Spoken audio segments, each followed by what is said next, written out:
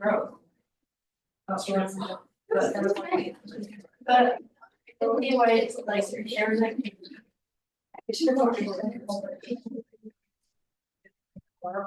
Yeah, I don't know.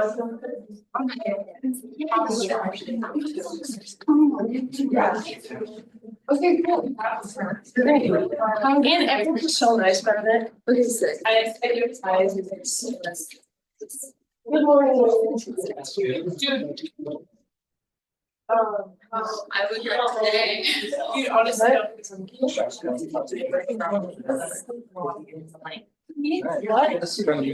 Oh. Really? Who's on my phone answering? Like hidden behind on the shampoo bottle, so Like, was he trying to sleep or something? yeah. I was like, oh, you have your sleep. My bad. Me personally, I'm sleeping too. Ellen's done that to me before. What? Good morning, like. It's so fun. Yeah, it is. Oh, is that what people drink? That's my favorite thing. Did anyone else This get is. catfish? And like, oh, there's only one lecture video and then Clay doesn't leave. I was like, damn. We can't have one thing. It's a little, like, I know, it's like, it was like. It's actually.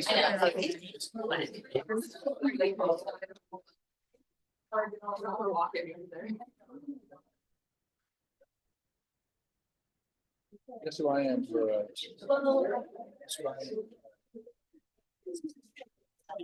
you got good stuff?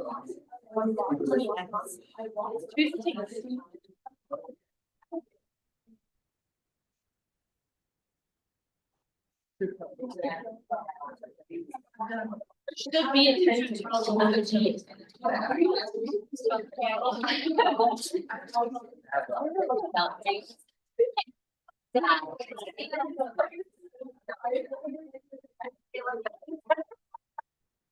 Yeah. I also, it is, yeah. Yes. I got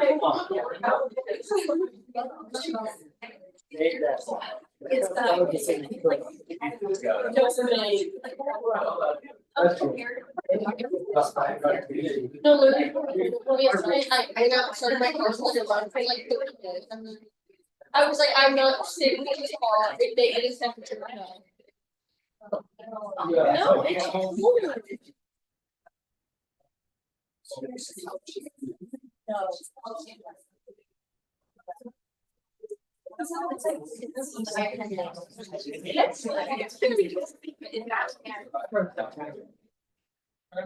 Oh, my God.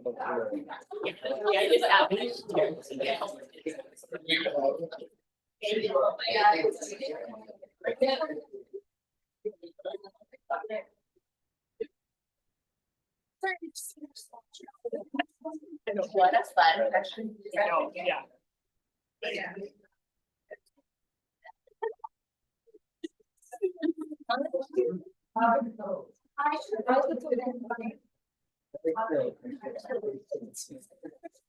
Morning.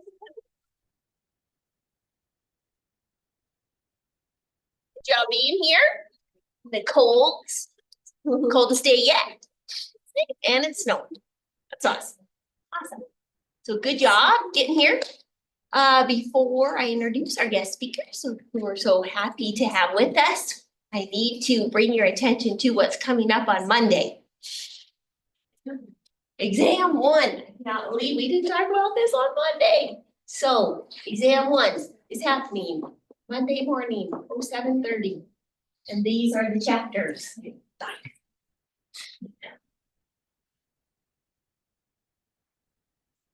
13, right?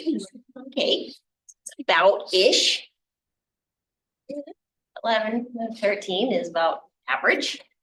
How are you going to prepare for this first exam? Study. Good. Tips. Tricks. For old Professor Johnson, who doesn't give you study guides. Boo hiss, right? Okay, I would make sure I have read or listened to every video or chapter that was listed on Moodle. I would go and look at the objectives under those chapters and can I answer those questions in a way that I could actually do it with an application type question. That makes sense? So you're like, how do I do that? Get on to ATI and build yourself your own quizzes or on Davis. You can hone in on specific topics. So take all the application questions you can. Okay, those really help because they give you rationale. Why it's right and why it's not right. Remember those distractors that I talk about? That helps to be able to read through the rationale to see like, oh, yeah, people often confuse these two terms. So that's why they're going to be presented in this answer. I have to know, like, when we're talking about this is the correct answer. Okay. Hey, anything else? If I asked you something in class, we've spent time on it. It's something I want you to know. So I would cross-reference whatever questions we've done in class with your notes or PowerPoints. Good? Questions? Okay, let's start with a prayer, then I'll introduce our guest speaker. In the name of Father, Son, Holy Spirit, amen. Thank you, Lord, for getting us here safely on this chilly morning. We pray for all those who don't have good transportation or heat or shelter. Help them on such a frigid day. We pray for anyone who's sick or suffering or lonely. Pray for all the caregivers out there helping them. Them with wisdom and strength and courage to face whatever's happening for their patients this day. And thank you for bringing Claire to us today to share her wisdom and experience. Thank you for all your many, many blessings. Amen. All right, so Miss Claire Eikenberry is here from St. Peter's OR, but I guess I should have asked you your official title. I know, I am the perioperative educator for St. Peter's, yes. So I am not Molly and I'm not Elise. Molly's on maternity leave and Elise is in Palm Springs. You can imagine, I mean, she got out at the perfect time. So I am stepping in to take over for them today for you guys. So my background is started at a level 1 trauma center. I've been a nurse for 18 years. Did not start in the operating room, started on a cardiac intensive care unit and always wanted to specialize into something, thought I would do the cath lab. And then I just happened to meet a manager of our OR and he was like, hey, we've got this program if you're interested in the operating room. And I was like, I have no idea, maybe I am. And so the cool thing about the OR is that it's a 6-month orientation. Use something called Periop 101 because obviously I'm going to be your only lecture in the intra-operative, perioperative space. So you don't get a ton of it and you get what, 1 clinical day in the OR? Some of you have some of you already been in the OR? Oh. A lot of you still yet to come. That's exciting. So just to start, perioperative is your same day nurses. So it's your patient's care through the operative phase. So that's your same day admitting nurses. It's your intra-op nurse, your OR experience, and then your post anesthesia care. So that's the perioperative definition there. Let's see.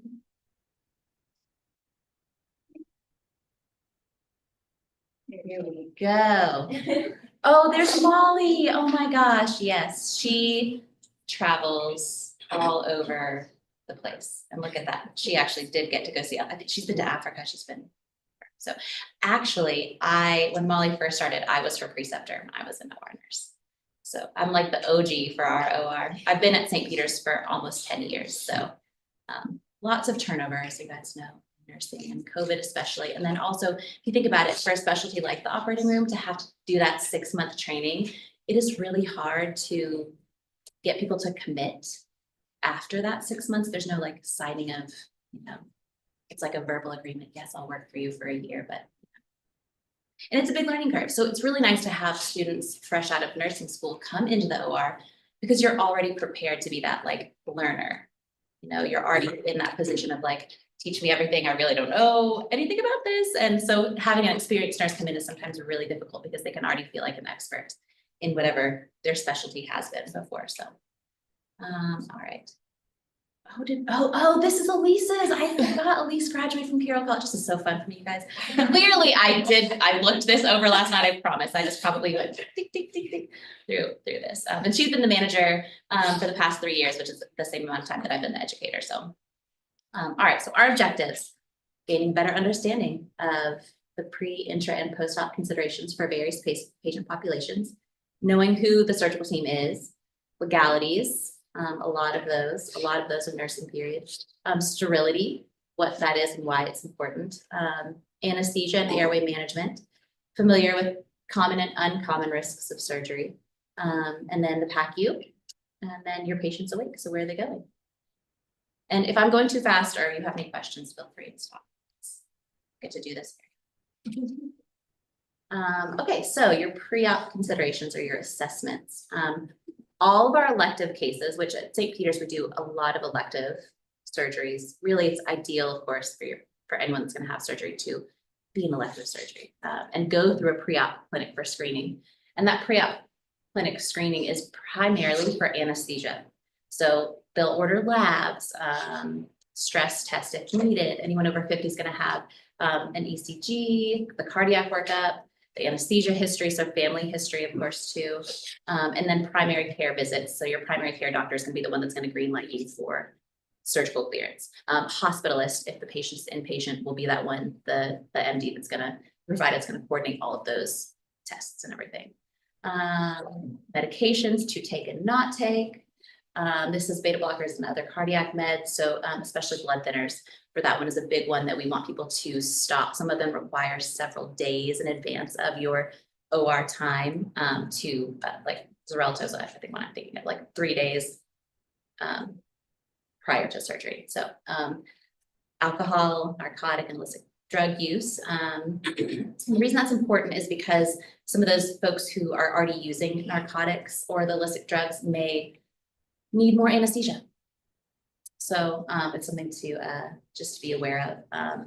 And also, this is not listed on this slide, but if you have red hair, sometimes your body does not metabolize. I don't want to look at anybody specifically with red hair and like single you out, but sometimes your body does not metabolize those medications in the same way. And so oftentimes we will see they will require a little bit more anesthetic. So that's just a fun little OR fact. Alcohol use is important, thinking about your NPO status. And then your post-op care, depending on how long you're going to be in the hospital, could you have withdrawals? Let's see. Strongly encouraged to quit smoking prior to surgery. So obviously risk of infection, the vasoconstriction and the poor wound healing. And we're seeing oftentimes now, especially here at St. Peter's, we just got a knee robot, robotic assisted knee surgery. So it's Avellis is the name of the brand of the robot that we got. But a lot of our orthopedic surgeons are refusing to operate on smokers. They are wanting people to go through a smoking cessation and really be done with nicotine because they get such poor wound healing and results post-operatively. And then of course, if they're having this post-operative surgical site infection, that then the hospital eats that care. Again, it's just terrible. You know, I mean, you want to do well, you want your patients to do well. So smoking is a huge risk there. Age, pediatric and elderly patients, of course, are at higher risk. That renal clearance, there's a little box there. You can see that's just the way your kidneys can effectively clear a medication. So anesthesia looks at that. Opioid tolerance, like we said, and naivety. So like, especially the pediatric and elderly folks, they're going to require hopefully less. And especially with the elderly population, the waking up, the emergence from anesthesia, sometimes those medications have huge side effects. And they can wake up really disoriented, I'm saying, for the elderly. And then airway issues, of course, neurologic function, traumatic brain injuries or stroke, we would want to know prior to, if possible. That's why it's really important when you're assessing your patients to know what their baseline is before they're going back to surgery, because anesthesia can have such it can make people really altered in their mental status. And so if you know someone's baseline before you are going back, you just have that assessment tool to compare what was their functioning beforehand. Is this the same thing we're seeing? Are they still waking up? Do we need to spend more time in the PACU? Are they going to need more support? Diabetes, again, with the wound healing for sure. Mental health issues, we see this a lot here at Helena. We have the VA and they do some surgeries, but not a ton. So oftentimes we will get the veterans. And so PTSD is a big deal when we're coming out of anesthesia, especially patients can wake up and really not know where they are and can be a struggle intraoperatively and postoperatively. And then care needs after surgery. So where discharge planning, essentially, if they're coming in, this is all pre-op considerations, but you're of course planning the entire course of their needs. So anything we can do before the patient makes it to our operating room is going to be better for them. Okay, so your patient's here for surgery. Your same-day nurse is going to check them in. They're going to start their IV. They're going to start on all their paperwork and the pre-op assessment. So you can see we want all of the jewelry off, and that's because in the operating room we use electrocautery, and a risk for the electrocautery is a burn. If your patient is wearing jewelry or a watch or something like that, what else? Like if I were wearing my rings, can you guys think of anything else that might? Patients asleep. I don't know how. Swelling, yeah, I heard someone say swelling. Yes, right. Am I going to have to cut this person's ring off? How valuable is that? If you cannot get a piece of jewelry off, we have documentation for them to sign saying, I know the risks associated with this and I'm willing to wear it still and not have it cut off, and we tape it. I've never seen a surgical burn. Better knock on wood. But so that's why we say please remove all of your jewelry and items and everything. Quick review of labs, including the HCG. So we want to know about pregnancy. Is your patient pregnant? Typically, that's not going to change much that we do, but it might, if it's an elective surgery, it gives the patient the power to say, I'm not going to do this right now. So, and we have had recently several, I can think of 2 in the last maybe 3 months that we've canceled because of surprise pregnancy test. Just kind of fun. NPO status. So why is it important to have a patient NPO at midnight? Aspiration exact. Yeah. So we're thinking about our emergency surgeries, which this is not an emergency surgery, but you're gonna have the anesthesia provider put a G-tube down and you're just gonna empty the stomach contents. And sometimes we find some people make a lot more gastric juices. So depending on the surgery that you're having, your anesthesia provider, your surgeon might say to your anesthesia provider, hey, can you just put a G-tube down and empty the stomach? So OG tube. So anyway, you might see that, but yes, NPO status means nothing, no clear liquids, nothing. A sip of water with medication if needed, morning of. Even some people say, don't brush your teeth.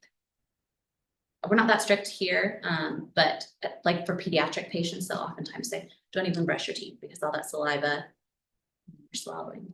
So skin assessment, this is also really important, thinking about that post-op care, the wound healing. If someone is coming and they already have some sort of, infection in a skin fold or something like that. We also recently just canceled a surgery, a total hip joint surgery because the patient had what looked like a yeast infection in their pannus. So very important to do that skin assessment and to speak up, not be afraid to say to someone, hey, have you looked at this?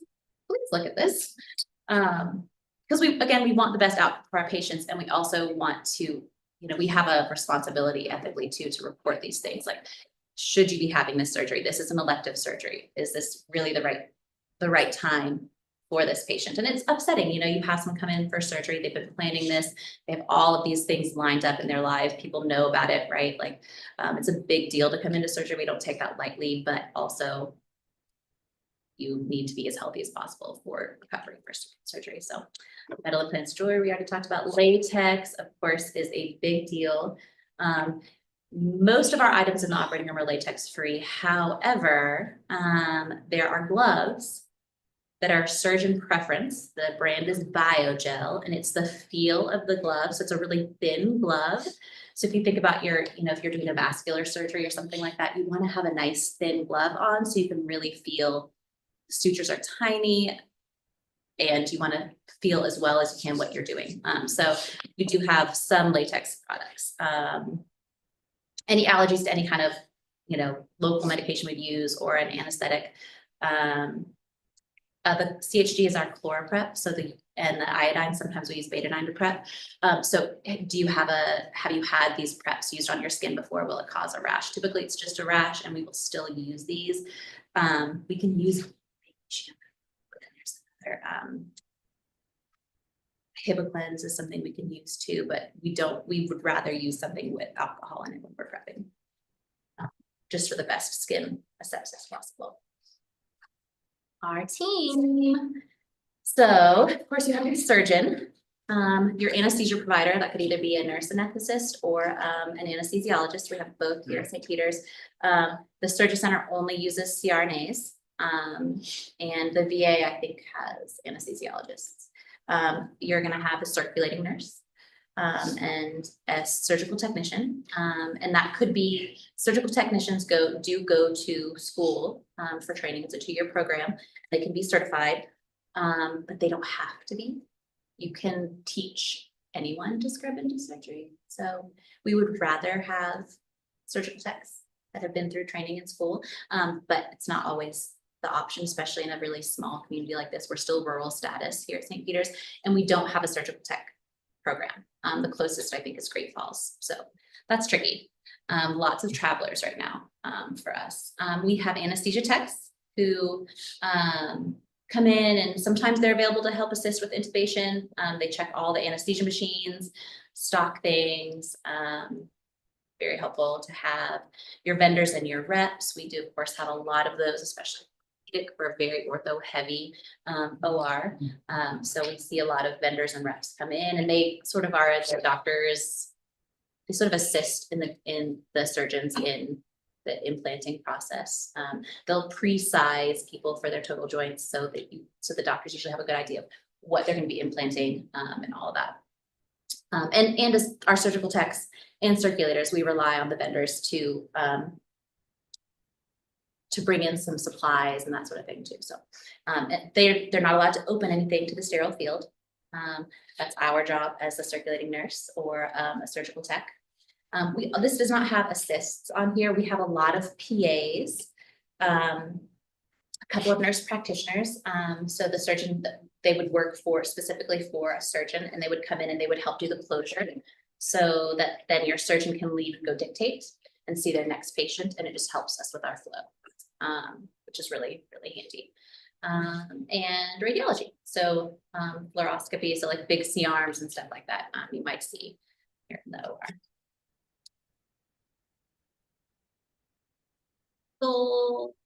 Items, surgical consent. So as a nurse, you are not responsible for getting consent. You cannot obtain consent. Informed consent can only be obtained by the surgeon, whoever the provider is going to be. It could be with their partner, but it has to be obtained by the surgeon. They will come in and talk about all of these things. Should come in and talk about all of these things, say that, with their patient to make sure they have a full understanding. Some of them will sign, they're supposed to have the patient sign the consent. Sometimes we as nurses will come in, especially if it's an emergency situation or just a let's go really quickly kind of urgent situation. You will then be the one to say, hey, has your surgeon come in and talked to you? Do you have any questions? Let me go get them for you. Do you understand? And I usually say, tell me in your own words what we're doing today. So that gives me a good idea of how much knowledge they really have. And is there a problem? Do they really know what's going on? Can they legally sign their consent? All of those things. So you can have 2 nurses witness a consent. Say you have a patient who is altered mental status, no family is available. You can call on the phone, and that would be a 2 nurses would witness that surgical consent. Let's see. Has to say the full procedure, no abbreviations, and have the physician name written on it. Venous thromboembolism is a big risk in surgery, MIs, strokes, infection. Blood administration, will you take blood? Our surgical consent at St. Peter's covers blood administration. You don't have to have a separate consent for the blood administration. However, if you do not want blood, the patient has to check a box. So does anyone know the religious group that does not take blood? Yeah, Jehovah's Witness will not typically will refuse blood administration. And we do not have any like autologous blood collection devices in our operating room. So it's just something to be about. Disposal of specimens removed. We typically send, most of our specimens get sent. Bone does not get sent. Bone is discarded. Signed by the patient or legal representative. So a minor, of course, the parent, you're gonna have the parent sign or power of attorney. Emergent situations. So in a true emergency or trauma surgery, of course, this is like a CYA. You always wanna have this done. But if someone's dying, this is the least of your concerns. Paperwork is the last thing you're gonna worry about. So you would hear your surgeon say, I'm declaring this an emergency. And they do have to document that they have declared the surgery emergency, and then that covers everything. Anesthesia, we'll talk about code status. So are we resuscitating? Are we intubating? Of course, in the operating room, 80% of the time you're gonna be intubating. But the DNI, the do not intubate status, is more of like, if we are in the PACU, the recovery room, and you're losing your airway, would you want to be re-intubated? Because of course, then that means your risk of going on a ventilator is pretty high. And all of those ventilator associated complications. And if it's an elderly patient, is that, and for their family members, oftentimes they're the ones making those decisions. It's really great to have all of those conversations upfront, rather than once you're in the position of being intubated again. DNRs are oftentimes suspended in the operating room. It's our goal in the OR to send our patients to the ICU and not have any deaths in the OR. It's a good OR nurse, not dying here. Go to ICU. It's true. So, okay, conditioning. So as an operative nurse, your huge priority, of course, your priorities are always your patients and always their safety. But when your patient is under anesthesia, they can no longer advocate for themselves. They can't say, oh, the way you have my shoulder is uncomfortable, right? Because you can't speak, they're intubated. So oftentimes in that assessment, it's really important to say, do you have full range of motion? Like if we put arms on arm boards a lot, like this, palm up. You're thinking about nerve damage. Can you extend your arm like that? What do we need to do? Sometimes patients' wrists, especially as you get older, they can't lay flat. So you have to put little bumps under. It's just all these things that you're thinking about. Positioning is a huge, huge risk. Pressure points also. And you can see some positions here: supine, prone, lateral, lithotomy.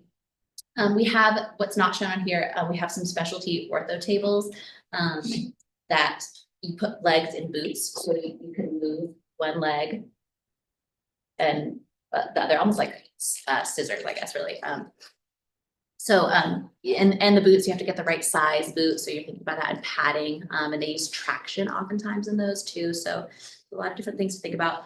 I always like to document positioning approved by surgeon and anesthesia provider as like another like covering your thumb. And they should be in their positioning. And oftentimes our orthopedic surgeons are really fantastic about taking that ownership and responsibility, but they should always have the final say, yes, this looks good, let's go. Normothermia, so you can no longer control your, you can't regulate your own body temperature once you're under anesthesia.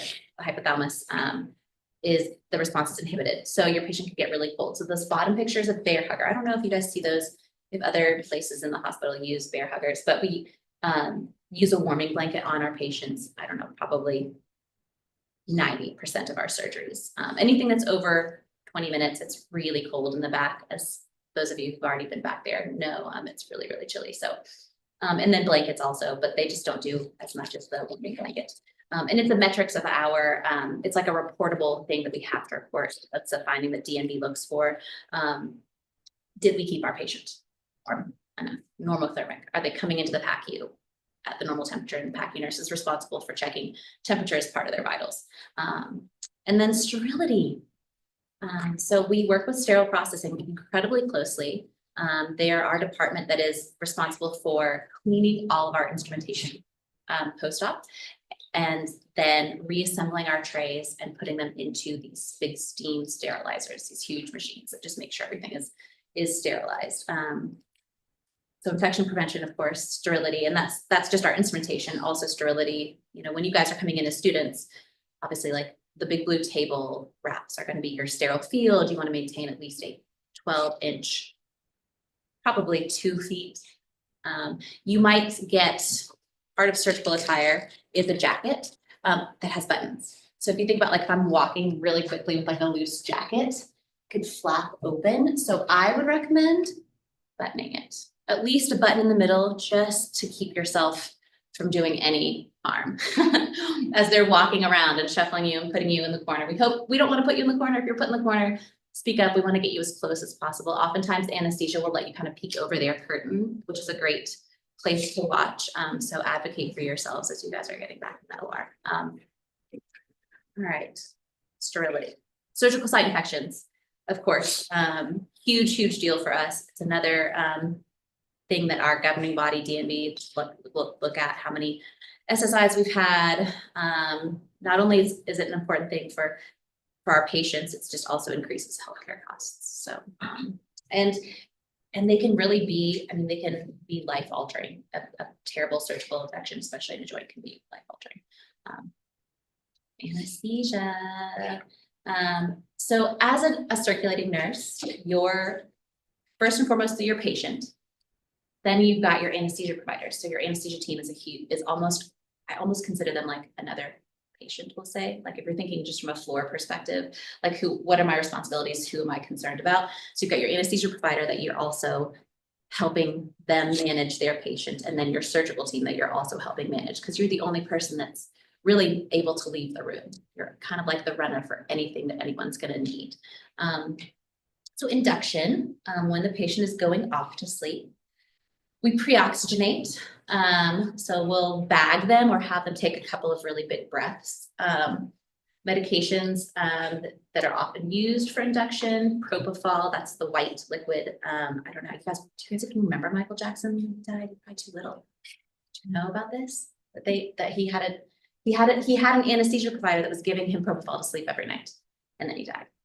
So do that. Succinylcholine is another one that we use as a muscle relaxer.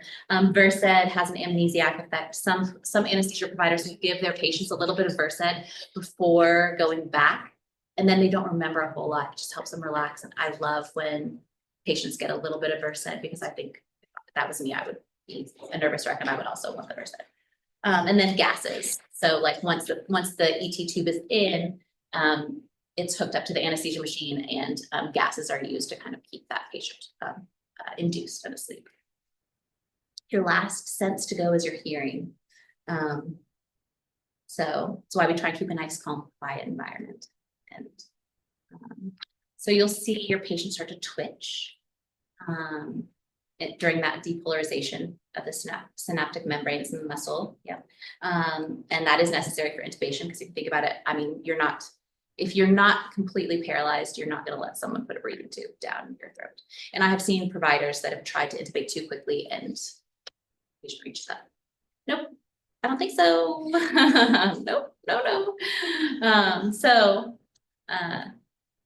maintaining that deep sedation during the procedure is also something that's really, really important. And you're going to hear sometimes your surgeons will say, are they relaxed? Are they paralyzed? And that just means that when let's say they're working in the abdomen and it's a laparoscopic case and the abdomen's inflated, sometimes the insufflation machine will have to work a little bit harder. Their intra-abdominal pressure will go up. And that's a sign that like, oh, maybe this person's, trying to, maybe they need to be put under a little bit more. So yes, we want everyone as sedated as possible. don't know, any questions about? Like there's a movie about this. Someone not being completely asleep.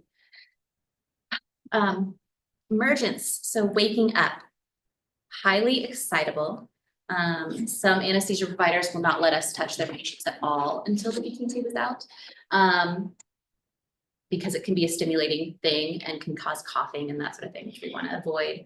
So you want a quiet and calm environment, which is not easy in the operating room. If you've been in the OR, you've seen how chaotic it can be. There's oftentimes music playing and a lot of people working around to clean up prior sometimes to emergence. So quiet and calm is important. The patient could be confused, could wake up combative. That goes back to that PTSD, right? Is corneal abrasion. So people oftentimes will want to like rub their eyes because sometimes their eyes are taped. Oftentimes their eyes are taped and sometimes there's some lubricating jelly that the anesthesia providers will put in your eyes just to keep them moist. And you just want to get that out. So I understand why, but we have to tell people, don't touch your eyes. We don't want you to hurt yourself. Of course, airway is the #1 priority. So we want to make sure our airways are patent. Oftentimes I'll put the mask back on and just give a couple breaths just to make sure. And they can see the CO2 also on their machine. If they have the mask on, they can see that the patient is actually exhaling.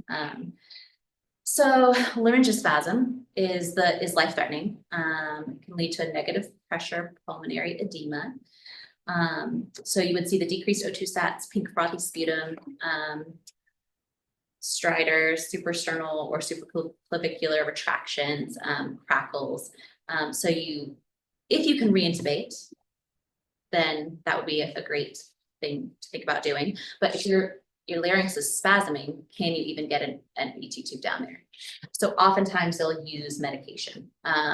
So over here for airway emergencies, your laryngospasm best treatment is prevention. So you want to wait until your patient is really ready for that ET tube to be removed before you remove it. Triggering agents, so suctioning. There's a lot of suctioning that happens prior to pulling the ET tube, which is unpleasant for a lot of us. Some of you might not mind it, and maybe you're meant to be an OR nurse. Oh. So airway is clear of secretions, jaw thrust. So I don't know if you guys have ever had to or gotten to do a jaw thrust yet, or bag a patient. So that will just help elevate the glottis there, so you actually have your airway again. And if your jaw won't open, you're going to insert a nasal pharyngeal airway. Positive pressure, 100%, and succinylcholine and reintubate. Let's see video. Yes. There is another video.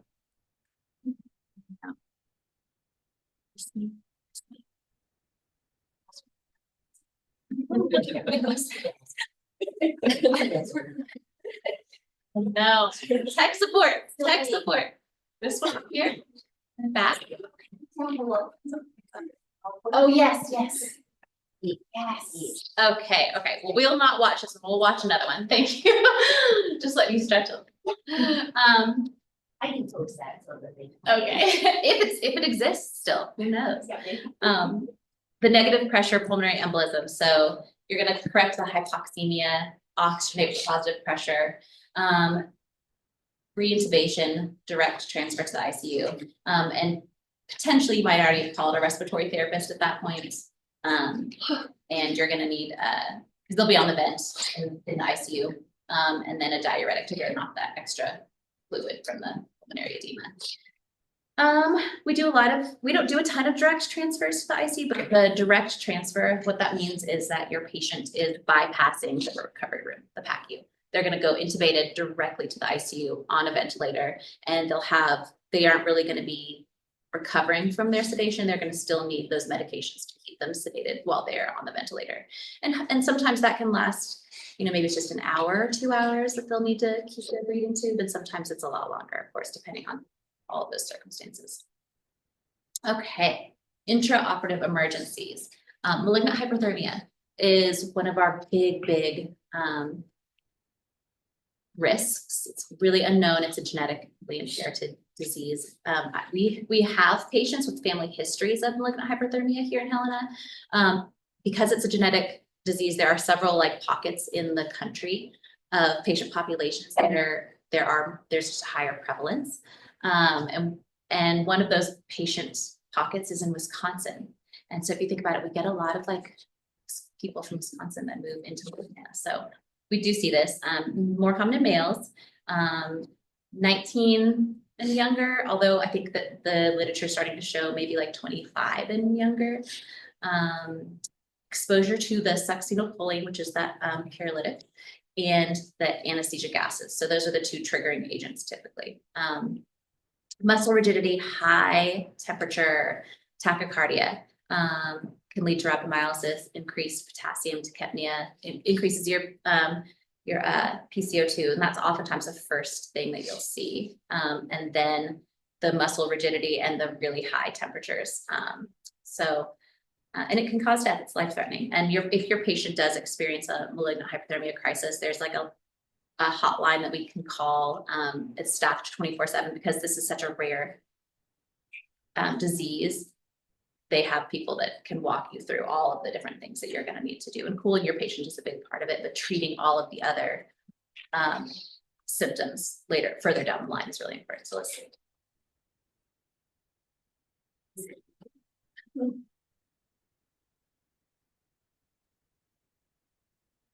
was hoping that picture was going to be a link. Should I right click on it? Okay.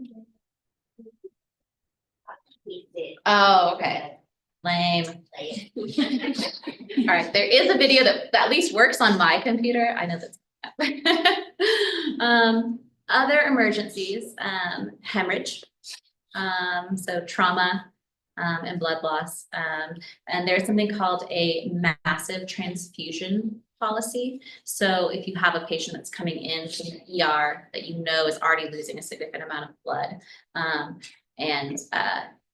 oftentimes the ER will initiate the MTP, and then they'll come to the OR and they'll have units and units. And it's just a clear way of us giving the products that they need. It's not just packed red cells. That's not in the end going to be the most beneficial. You're going to need to get your platelets, your plasma, FFP, and cryoprecipitate another one. And being a rural hospital, we don't keep all of the products that you would need during an MTP. So sometimes they'll have a like sheriff drive to Benefice or whatever other blood bank we can get to give us some products for our patients. So of course that DVT. So your patient, you can see these SCDs here, huge part of positioning in the operating room. You want those on prior to induction of anesthesia because that is when your patient stops moving. So if you can have already the blood flow not in venous stasis, actively moving before induction, that's a really important thing. And then to keep them on through emergence as well, and then you can turn them off. Pulmonary embolism, trying to prevent that with our SCDs, but if you've had someone stop their blood thinners, then, that's going to be another, it's just, if they're on blood thinners already, really need to be thinking about this. Constipation, which doesn't seem like it'd be a huge deal, but can really have some terrible complications. Narcotic use can also, if a patient's already on narcotics because they've been having a lot of pain, and then they're going to be on narcotics again afterwards, that can lead to constipation as well. So really we're pushing that, like getting up, moving. Are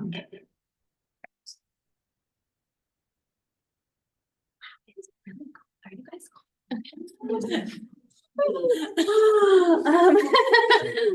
jumping jacks.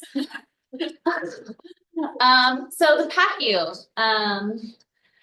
you guys will get a chance to follow your patients through the whole intraoperative experience. I hope. Did you guys start? Those of you did you start in the same day? Yeah, I followed 2 patients all the way through, and then I kind of chose where I wanted to go after I got to see it, from start to finish. Yeah. What did you choose? I think I just hung out in the pre-op because I wanted to try IVs. Get more IVs. Without trying. Oh man. Yeah, same day does a ton of IVs. So if you're looking for that you can advocate for yourself at any point. You should be able to, even if you're on the floor, you know, and you are like, oh, I really could use some IVs, like Same Day is a great resource for that. Okay, so we did surgery, right? Phase 1 is that kind of 1-to-1 nurse to patient care. It's really 2-to-1, but here at St. Peter's, we like to do 1-to-1, which is really, really nice. So your patient's emerging from anesthesia. They're maintaining their own airway, their oxygen levels acceptable, 98 and above ideally. Or of course, some people come to us already needing supplemental oxygen. So, you know, then you're just gonna be putting that on right away just to make sure their stats stay where they're supposed to be. Following simple commands, pain and nausea control are really a top priority. A lot of people can wake up really sick from anesthesia. So we do have scopolamine patches. Sometimes if we know someone has a history of nausea with their anesthesia, it's just a little patch. It's like that. People use them for cruise ships and stuff, like motion sickness patches that go behind your ear. So, you know, if you're in Same Day and your patient's like, oh, I get so sick when I have anesthesia, and no one has mentioned a scopolamine patch, scope patch. Hey, have you guys tried do you guys use the patches behind the ear? Like, shout it out. So antiemetics are huge, NSAIDs and narcotics impact you. The emergence delirium with our elderly patients, and then the PTSD patients. That would just be like, where am I? What's going on? Which is why that pre-op assessment is really important. Phase 2, so that's going back to our Same Day, back where we started, and they're going to get discharged. Or they're going to back to the surgical floor because they're stable enough. Pain and nausea control will still be a top priority, but oftentimes in phase 2, they'll start to give the oral pain medications as opposed to the IV pain medication. Start ambulate. Yeah, get up. I know it hurts, but you can do it. And your patient should be fully alert, but potentially still drowsy. Post-op depends on your procedure. Infection prevention is key. So a lot of patient education prior to surgery on how we're going to be caring for our operative sites and keeping our dressings clean and dressing changes and all of that. Good nutritional status for wound healing. So that's going to go back to, you know, this is a diabetic patient. Do they smoke? Those things start to be really important here. Can they afford groceries? Eggs are so expensive. You guys just eat at the cafeteria, don't you? Or do you have to buy groceries? You buy groceries? It's terrible, right? Oh my gosh. So they're gonna go back on their anticoagulation therapies if they were on them beforehand or if they're needed. And then post-op antibiotics sometimes. Usually it's a pre-op antibiotic that we're thinking about, and that is that Ancef, 2 or 3 grams depending on the patient's weight. Pretty much universal for surgery, they're going to get a pre-op antibiotic. Post-op, I don't know. I might disagree. Discharge planning. Patients, they need to go to a skilled nursing facility instead of home. Like, are they going to hurt themselves and fall again? What is their home situation? Home health follow-up, PT/OT, huge. And then, of course, follow-up visits with the surgeon's clinic. They usually try and get those within 6 weeks post-op. So.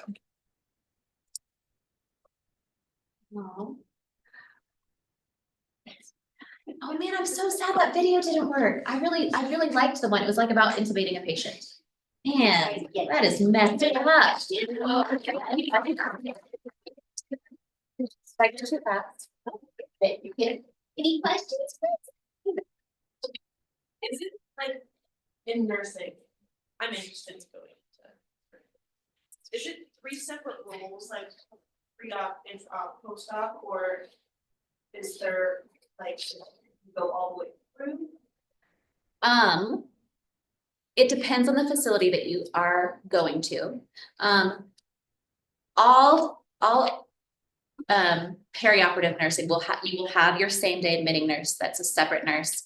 You will have your circulating nurse. That is a separate nurse, and you will have a recovery room nurse, the PACU nurse. It's a separate nurse. However, if you are getting a patient from the emergency room on call, because in the operating room you take it's not as much call as it used to be. It's 3 12-hour shifts for us here at St. Peter's, 3 12-hour shifts of call per 6 weeks. So if you're getting a patient in the emergency room, you as the circulating operating room nurse are considered the same-day nurse. The pre-op checklist is the piece of documentation that has to be done. So that's like, are they wearing jewelry? What are their medications? What's their skin look like? Did they bring anybody with them? Where are their belongings? It's fairly simple. But yeah, so sometimes you could have a little bit of crossover. And some of our nurses, some of our circulating OR nurses are also trained to be recovery room nurses. Because sometimes if we have a kid that's coming in for ear tubes, that's a really, really quick, and that's a 10-minute procedure, and we might not have PACU staff yet. So we do try and cross train, and it makes you a really fantastic, well-rounded nurse when you are cross-trained into those sorts of things. So yeah, we like to give everyone at least another role. Seems like, yeah, that's, yeah. It didn't come up. Oh, we can try. some sort of, did you, what did you do? Did you copy and paste it? See. Go cross your fingers. Here we go. Oh, I didn't even watch this. Is this the MH? Yes. Do you think we have sound? Oh. I'm right. Be watching. Perfect. And the entitled CO2. Okay.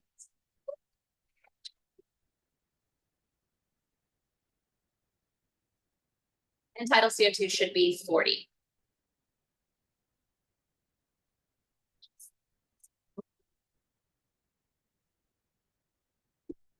Protected cardiac.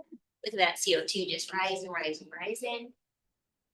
think we have a problem. I think the patients of developing malignant hyperthermia, her heart rate, blood pressure, and dramatically increased despite me giving more anesthesia. More importantly, her entitled CO2 is very increased despite me giving ventilation. And her temperature has increased by about a degree or a degree and a half in the last 2 minutes. So I'm gonna need you to go ahead and close. All right, we're there. Okay, Janice, can you go ahead and get the MH cards off out, please? Very cool. Is that how it is? I have never experienced an MH crisis in my last 20 years. Yeah. So every OR has an MH cart.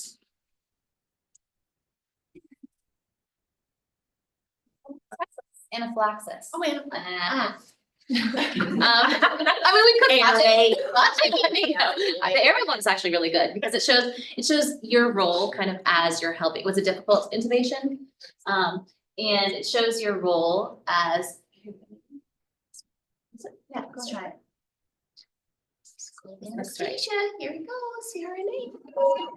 So this guy in the blue, the darker blue, would be kind of your anesthesia tech or the circulating nurse. Oftentimes you're the one helping.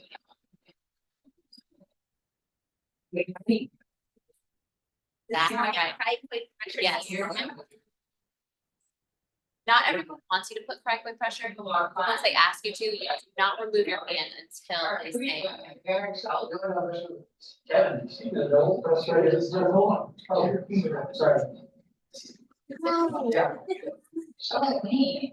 Oh, that's good.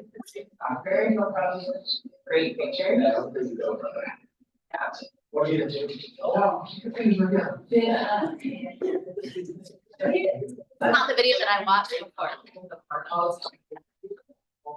Yeah, it's feeling stress. You can feel the. They did a great job.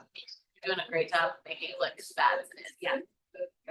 So that is a straight blade that the anesthesia provider is trying to use, which is very old school. You don't see a lot of anesthesia providers using a cryo blade. Waterfall.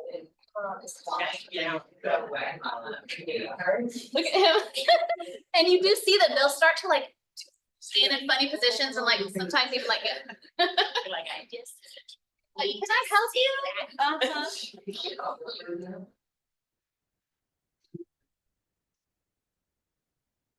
I don't hear the pulse box beeping yet though. I'm kind of surprised.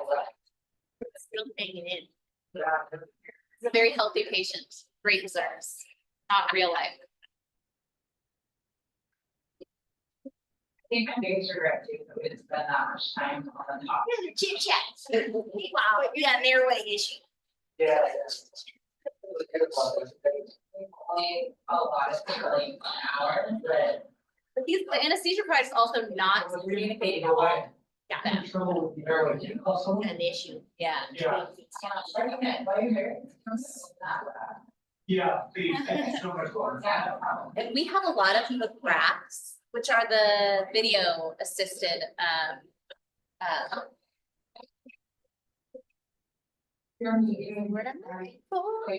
it's just, it shows them the airway and their, it's just a tiny little device, it's right on the end, and then they can just pop the tube right in. It visualizes the cord. Okay, so it's okay. All right.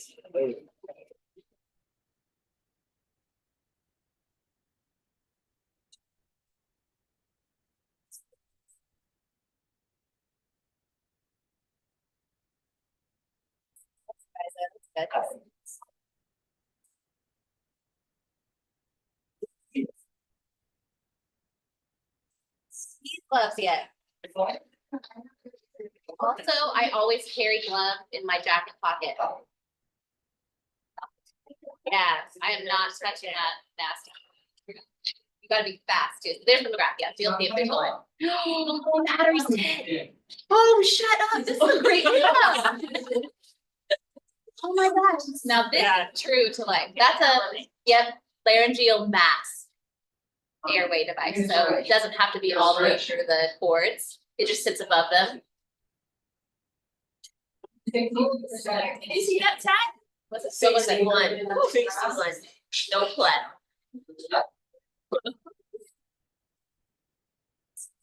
Heel, ventilating. Do inflate the balloon. Is it the right size? Come on, sir. I love this. I love trauma. I love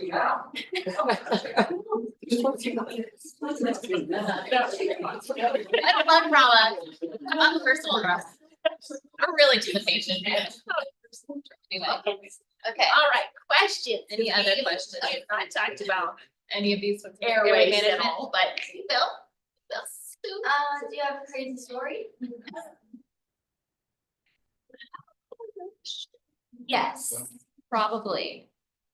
But I think the thing that you hear the most of are foreign body movements, foreign objects. You do a lot of that. Surprisingly.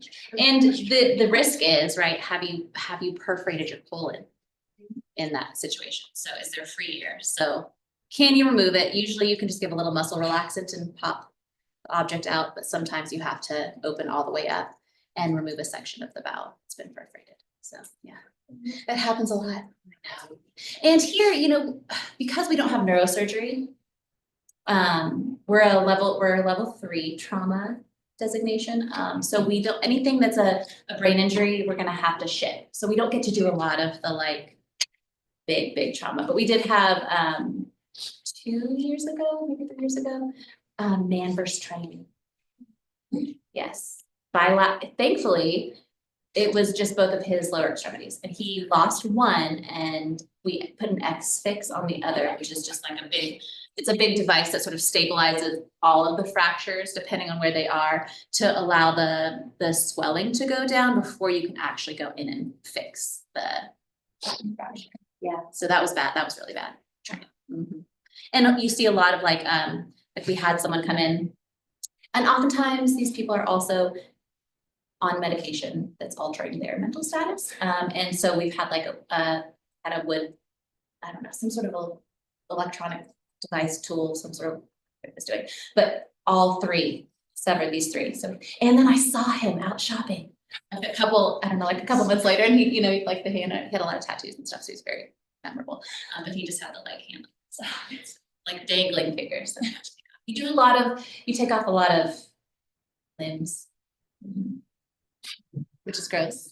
To carry a leg down to pathology, and they have a refrigerator that you put it in.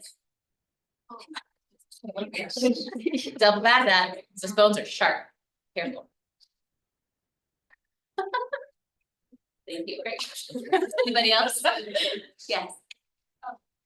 Some sort of longer surgeries involved in, like what kind of like special consideration, like how do you prep for surgery? It's gonna be like insane. Yes, so the longest surgery here that I've been in was a spinal surgery. So like a traumatic injury, I think it was a horse.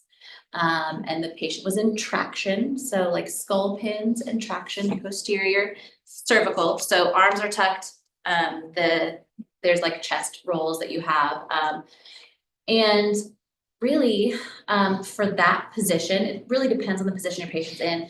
You think about if you're laying on your face like that for that, or she wasn't laying on her face, but your face is down for that amount of time, you're gonna have a lot of swelling. So you're gonna be worried, you're gonna probably not extubate. The patient's probably gonna go, instead of going to PACU, they're gonna go directly to the ICU where they can have that one-to-one, nursing care afterwards on a ventilator.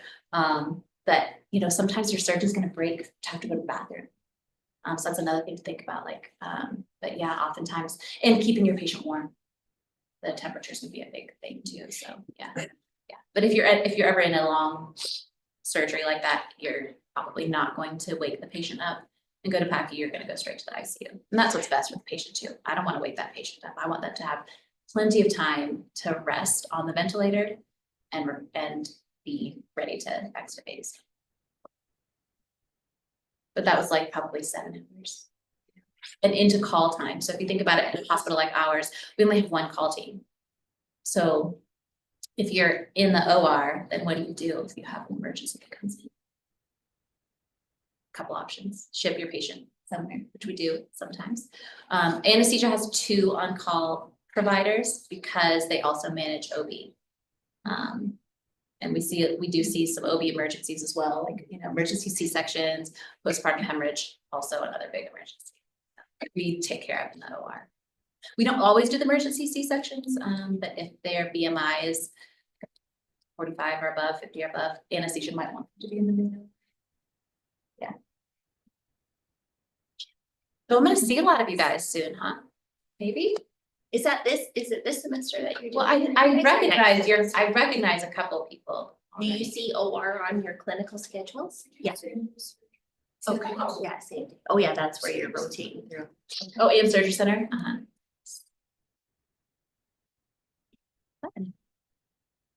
Any other questions? Okay. Yeah. Okay, I have one that bounces off of David's, but to get like hired at St. Pete's, would you just get hired as a circulating nurse? That's at my rural hospital. Each day, like you could be a different part of the department just since we're so rural. Mhm. But would St. Pete's just hire primarily as a circulating nurse or? Yes. Yeah. Short answer, yes. Longer answer. So the short answer of becoming a circulating nurse in the OR requires that 6-month orientation. And we use something called Peri-Op 101, which is through the Association of Perioperative Registered Nurses. And it's a didactic course that's a full week and a big test, a big exam after, and then it's training for each specialty. So you start with general surgery and you do that for typically 40 hours or more, and then ENT, GYN, orthopedics, spine. So yeah, short answer, yes, you are hired typically into one role. Long answer, you might not like it. You might want to try one of those different roles, or the department has a need and we say, hey, do you want to train here? And in our 6 months, the way that I have it structured is you do a week in PACU, and then you do a week in same day to start. And then you also do a week in sterile processing because you need to know where supplies are. You need to understand the role of the sterile processing tech and how vital that is to, how many sets of small power do we have? Because if we're doing 15 ortho cases and 8 of them need a small power, but we only have 5, then you have to be in constant communication. That's when I heard you say something about communication. That's when that communication piece is so important because like, hey, you guys, we need to turn this set over immediately. It's a lot, yeah. So yes, short answer, yes. The 6 months is just to train in the operating room. If you were hired in PACU, it would not be just as a PACU nurse or just as a same day nurse, but they're not as long. The training is usually, the orientation is usually, I think, 3 months. But we do also have summer internships, but you guys are gonna when do you graduate? Do you graduate in May? They're juniors. Okay. Oh, nice. So, we have a summer internship at St. Peter's, for nursing students. We take 3 typically into the perioperative setting, which also includes endoscopy. Yeah, yeah. So if you're sticking around in Helena and want a job for the summer and not while you're stressing yourselves, it's really great. Yeah, it's been a good experience. Yeah. Yeah. Yes. It's a win-win. Mhm. And I can forward, you probably have some other information. But I can forward it to you once we get it. Yeah. Usually. We get it. Molly just let me Yeah, know. but she's out on maternity leave, so I don't know exactly when that will happen, so I'll make sure that it gets your way. Yeah, I would love that. All good? Question? Hey, go get some hot cocoa. Gosh, do some jumping jacks? Oh, wait. I think so, No, that was good. I have no idea. That's me like aware, you know? I hate when no one is working it out. Yeah.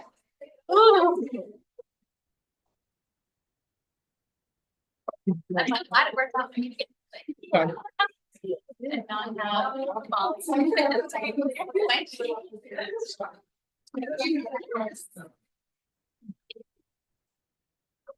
during the day, and I probably usually what we did is a lot of our departments are like. At least it's not here.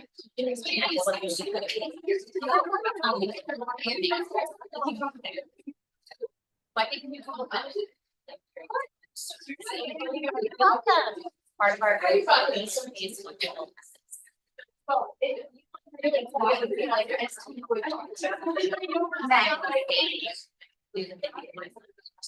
so you're interested in.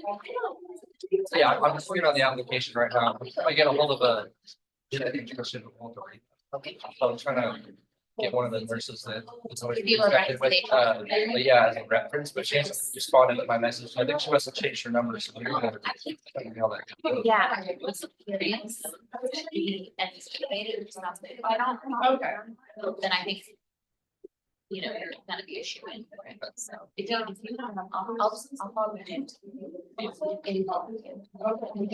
Okay, sounds good. I'll be looking for that, and I'll pass it on to these two.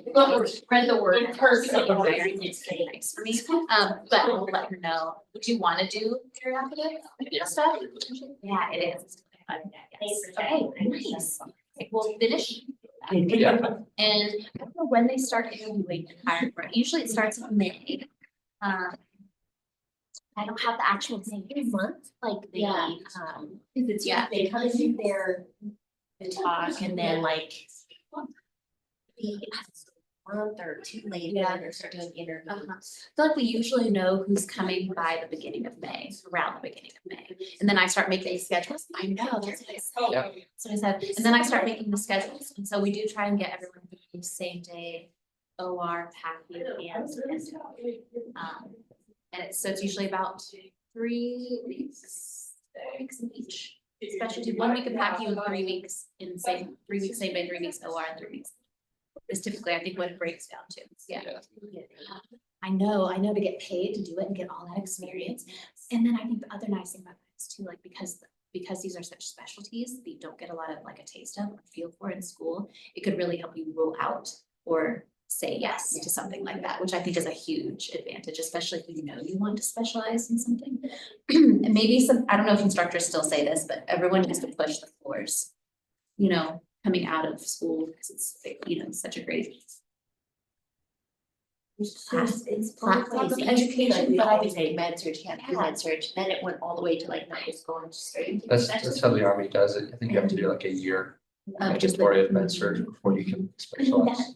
why that is said is because you really see a variety of things like time management, prioritization is really what you do during that time. But some people already have that. Some people already know how to manage their time. So please don't waste a year and be miserable on the surgical or medical floor if you know that that's not what you want for your career. So yeah. Especially in the curves, they get you in and make it. you know, you don't know anything different, so you are just open to exactly how things are done in that specialty. And it So is you're like, such oh a my gosh. long process. Right. Too. I mean, the beautiful thing that I'm really thankful for, because we're a small OR, we're only 6-bed OR, but we still give that 6 month. Like, I think St. Peter's does a really nice job of allowing us the time to train people really well. Yes. Yes, yes. What is my recommendation? Yeah, so I think that's one of those. All right, I will let Elise know. So yeah, finish your application and get it in. And if you're here in the summer, I think it is 9-10 weeks, I think is what they usually do. Sometimes starting sometime in May, ending sometime in August. Sounds perfect. Fun, yay, you're hired. Like, oh my gosh. I'll see you in May, and I'll see you in May. Thank you too. Oh, that was great. Yeah. Fun. He is hired. We were great, but Okay, it's good. like ROTCs, we used to like, He's a you know, responsible structure and person. How lovely. Yes. He is Quiet, hired. so you have to get, you know. Waste, say things like, I mean, he came up and said, like, that's a huge thing. Well, thank you for this. Let me come and do this. yeah, well, thank you, thank you.